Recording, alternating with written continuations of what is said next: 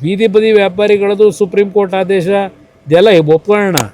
ಆದರೆ ಅವರನ್ನು ಅಷ್ಟೊಂದು ಲಕ್ಷಾಂತರ ಕುಟುಂಬಗಳು ಇವತ್ತು ಆ ಪ್ರತಿನಿತ್ಯ ಬೀದಿನಲ್ಲಿ ವ್ಯಾಪಾರ ಮಾಡ್ಕೊಂಡೇ ಬದುಕ್ತಾ ಇರ್ತಕ್ಕಂಥವ್ರು. ಆಯಿತು, ಸುಪ್ರೀಂ ಕೋರ್ಟ್ನ ಆದೇಶದ ಮೇರೆಗೆ ತೆರವುಗೊಳಿಸಿ ಜನರುಗಳ ಪ್ರಾಣ ಉಳಿಸ್ಬೇಕಾದಂಥದ್ದು ನಮ್ಮ ಕರ್ತವ್ಯನೂ ಇದೆ. ಆದರೆ ಅವ್ರ ಬದುಕನ್ನು ಏನು ಮಾಡ್ತೀರಿ? ಅವ್ರಿಗೇನು ಆಲ್ಟರ್ನೇಟ್ ಅರೇಂಜ್ಮೆಂಟ್ ಮಾಡಿಕೊಟ್ಟಿದ್ದೀರಿ? ಎಲ್ಲಿ ಕಳಿಸ್ತೀರಿ ಅವ್ರನ್ನ ಅಷ್ಟು ಜನನ? ಇದು ಇರ್ತಕ್ಕಂಥದ್ದು. ಅದರಿಂದ ಸರ್ಕಾರ ಕಾನೂನಿನ ಬಗ್ಗೆ ಚರ್ಚೆ ಮಾಡೋರು ಬದುಕಿನ ಬಗ್ಗೆ ಇವತ್ತು ಏನು ಜೀವನ ಮಾಡಬೇಕಾದಂಥವ್ರಿಗೆ ಅವ್ರಿಗೆ ಆಲ್ಟರ್ನೇಟ್ ಅರೇಂಜ್ಮೆಂಟ್ ಮಾಡಿಕೊಡ್ಬೇಕಲ್ಲ. ಅದರ ಬಗ್ಗೆ ಇವತ್ತಿನವ್ರಿಗೆ ಏನು ಚರ್ಚೆ ಇಲ್ಲ.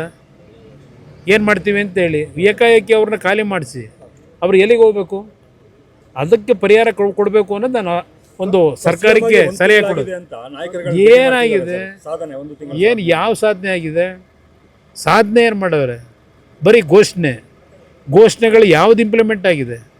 76,000 ಉದ್ಯೋಗ ಅಲ್ವಾ? ಅದ್ರ ಪ್ರಕ್ರಿಯೆ ಎಲ್ಲಿಗೆ ಬಂದು ನಿಂತಿದೆ ಅಂತ ಹೇಳಿದ್ದಾರೆ ಏನಾದರೂ ನಿಮಗೆ? ಇಲ್ಲ ಜನಕ್ಕೆ ಏನಾದರೂ ತಿಳಿಸವ್ರ? ಘೋಷಣೆಗಳಾಗಿದ್ದಾವೆ. ಯಾವ ಕೆಲಸ ಇವತ್ತು ಈ ಸರ್ಕಾರದಲ್ಲಿ ಒಂದು ತಿಂಗಳಿನಲ್ಲಿ ಇಂಪ್ಲಿಮೆಂಟ್ ಆಗಿರೋದು ಹೇಳಿ? ಭಾರತ್ ಜೋಡೋ ಅದೆಂಥದ್ದು ಅವ್ರ ಕಾರ್ಯಕರ್ತರಿಗೆ 10 ಲಕ್ಷ ಕೊಡ್ತಾರಂತೆ ಒಂದು ಪಂಚಾಯತಿಗೆ. ಘೋಷಣೆ ಆಗಿದೆ. ಸರ್ಕಾರದಲ್ಲಿ ದುಡ್ಡಿಲ್ಲದೆ ಸರ್ಕಾರದವರು ಜನಗಳ ಜನಗಳ ಜೋಬು ಕೈಯಾಗಿ ಪಿಕ್ ಪ್ಯಾಕೆಟ್ ಮಾಡೋದು ಹೆಂಗೆ ಅಂತ ಪ್ರತಿಯೊಂದರಲ್ಲೂ ಯೋಚನೆ ಮಾಡ್ಕೊಂಡು ಕೂತಿರೋರು ಇವರು ಇವೆಲ್ಲ ಕಾರ್ಯಕ್ರಮ ಅನುಷ್ಠಾನಕ್ಕೆ ತರ್ತಾರೆ. ದೊಡ್ಡ ಕಾರ್ಯಕ್ರಮಗಳು ಏನಾದರೂ ಇದ್ದರೆ, ದುಡ್ಡು ಹೊಡೆಯೋ ಕಾರ್ಯಕ್ರಮ ಇದ್ದರೆ ಅವಕ್ಕೆ ಫೌಂಡೇಶನ್ ಹಾಕೊಂಡು ಹೊರಟವ್ರೆ ಅಷ್ಟೇ.